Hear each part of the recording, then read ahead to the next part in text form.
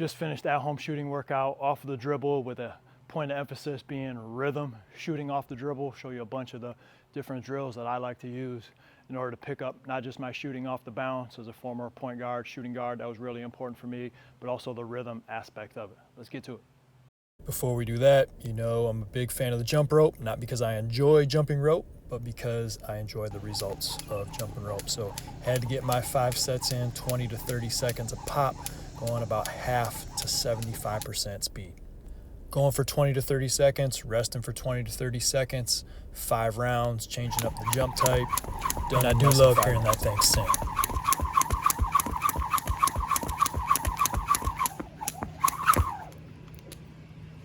If you've been following me for a while, you also know, big fan of the lunge. Knocked out 20 lunges just to get the body warmed up, get myself loosened up with the hips, and now we're ready to get after it. Okay, next one is a lane slide finish. Again, this is a shooting workout off the dribble. Part of my warm-up, want to get some easy finishes in and just work on handling the basketball, a little bit of rhythm. And I know some people might think these are carries. I don't know. I don't think I was ever called for a carry in college or playing overseas. As long as you kind of keep that basketball moving and don't clearly put your hand all the way underneath the ball, today's game especially, you should be all right. Okay, and even though the point of emphasis is shooting off of the dribble, I'm a little OCD when it comes to my form shooting routine. And so before I get into my shooting workout, regardless of whether it's shooting off the dribble, any specific types of shots, I have to go through my 4 phases of form shooting, even if it's just a few makes of each. So through this series, I'm going follow through, I'm going ball motion, going body motion, and then I'm going pull the strings. One thing I do want to mention is as I do my form shooting, I'm also progressing back in distance. And that was probably a mistake that I felt like I made as a younger player. Was I might do my 50 form shooting makes close to the basket and then immediately go out to the distance that I was doing my shooting workouts in. And now we slowly progress and move our way out while still working on our form shooting. I found that much more beneficial, and I shoot the basketball better when I immediately get into some of my game speed, game distance shots.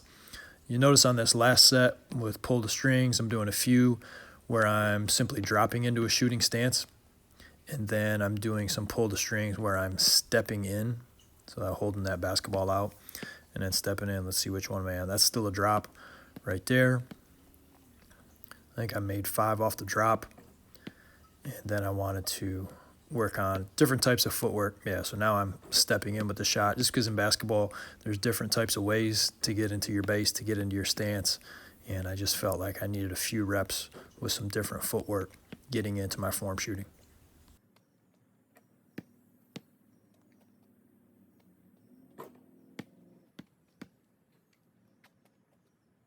Okay, now more of the fun stuff.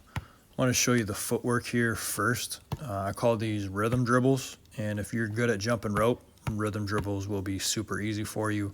When your feet hit the floor is when the ball hits the floor, and we're just slightly coming off the floor, very similar to a jump rope, a low position jump rope, and it's simply to work on ball in hand and the timing being fluid together, trying to keep my hips back in a hips back, chest up position, and then collecting the basketball and then getting into my shot. So this is really just form shooting. Like much of this workout, this entire workout was getting some shots up and just working on the rhythm of shooting off of the dribble.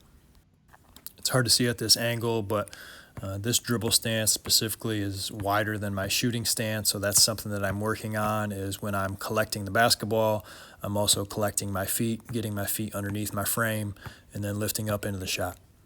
So really I'm working on my rhythm dribbles, alternating right-hand dribbles, left-hand dribbles, getting my rebound, and then repeat. And now we're working on taking those rhythm dribbles into a downhill pound into a pull-up. All again, alternating right and left hand, just to make practice a little bit more variable. Right, it'd be a little bit easier if I was always going left. It'd also be a little bit easier if I had a rebounder. But the fact that you're getting your own rebound and then changing up something as simple as, hey, one time I go right, one time I go left, that variability is going to help us transition into some gameplay a little bit easier.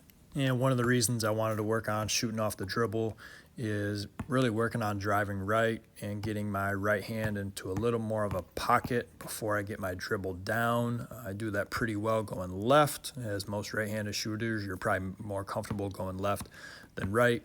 And with my right hand dribble, trying to do a better job of getting behind the ball and then out into my dribble. As you can see, even on that one, it was more of just a straight up and down dribble. This was a unique workout for me because there were only a few times where I actually counted my makes or tried to make a certain amount of shots before I moved on to something else. But with that theme of working on rhythm, this was just a lot of feel. And so I'd do a set. How did it feel? Shoot until it felt good. Sometimes I was 6 shots, felt good. And then I move on to the next progression. This one's just working again on those rhythm dribbles. I've already done them from 15 feet. Now I'm working on getting down into my stance shooting threes. I can't emphasize enough the added benefit of these rhythm dribbles as far as just improving the workout as a whole. If you took 150 shots and you did 3-4 rhythm dribbles before every single shot, that's going to be another 450 to 600 times that you will perform that little hop. And I can tell you, after doing this workout and then going back and doing some lunges later in the day, my legs were tired. I was like, man, why are my legs so tired? Well, it's because I jump rope on and off for 5 minutes. And then I did these tiny rhythm dribbles, 600 times during my shooting workout. And that adds up. And by the time you finish, you feel it in your calves, you feel it a little bit in your lower back, right? You feel it in just the amount of sweat that you're giving off compared to just simply taking that dribble or that one dribble pull up like you usually might. Okay, we're finally adding in a few moves, rhythm dribbles, do it between the legs, and then collecting yourself, get your feet underneath yourself and light it. Again, pretty much this whole workout is just working on rhythm, collecting the basketball off of a right hand pickup, left hand pickup with a little additional footwork. Okay, so if you're getting a feel for the progression of this workout, we're going mid-range, starting those rhythm dribbles from the foul line, and we're going to progress it back into the three-point line, and then working on that next dribble going downhill into our pull-up. So you have your rhythm dribbles, you have your dribble move, and then you have one dribble to get downhill into the jumper.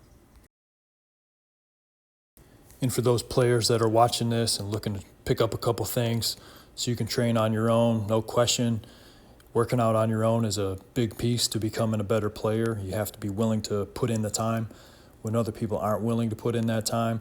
But it's just one piece, and you have to be able to play the game, play 5-on-5, play 3-on-3, play 1-on-1, do multiplayer drills. But something like this where you're just changing up the variables, it's not so block, right? So as you're getting rhythm dribbles in, you're getting a change of direction move, you're adding hops, you're going right, you're going left, you're changing locations, you're working on your conditioning because there's nobody to rebound for you. All of these things, when you're working out on your own, can really add up and make for a great workout. And if someone were to ask me, hey, what are 2 or 3 things that you think would make for a good individual workout? I would say imagination would be one of the biggest ones, because if you're working out on your own and you don't have imagination, you're going to get bored really, really quickly. So having imagination is big, and along with that, the ability to just experiment and try some new things, keep things fresh, keep things fun. That goes a really long way, especially when you're working out on your own. 2, the variable aspect of it also makes it more fun. It makes it more challenging, and it's going to help you apply to the game. Again, if you're working out on your own, there's no defense to help you make a decision. So variable practice, changing up what you're actually working on, goes a long way. And then having some goals. That could be to do a drill in a certain amount of time, or to go to a specific score, or shoot a certain percentage. As I said in this workout, most of the things I did were simply working on feel, but for this specific set that you're watching, this was the last one that I worked on. I said I'm going to go until I make 10 shots, right, and see how few shots it takes me to knock down 10 where I'm working on my rhythm dribbles and I'm working on different types of moves for my last set, adding in a few step backs, changing up 2s and 3s to make it a little bit more challenging. Giving yourself a goal, a time, a score, a speed, variable practice, using your imagination, all great keys to a good individual workout. And if you're still watching, probably like this video. I'm just a dude who used to hoop and enjoy getting some work in, and I'm all about teaching, sharing, and learning the game. And this is a part of sharing the game, and hopefully somebody out there who I'll probably never meet finds it beneficial. And if it is, great. It's worth sharing a little bit of some things I'd like to do. And if there's anything that you would like to see more of that I can demonstrate for you and show you some of the other workouts that I've done, just let me know.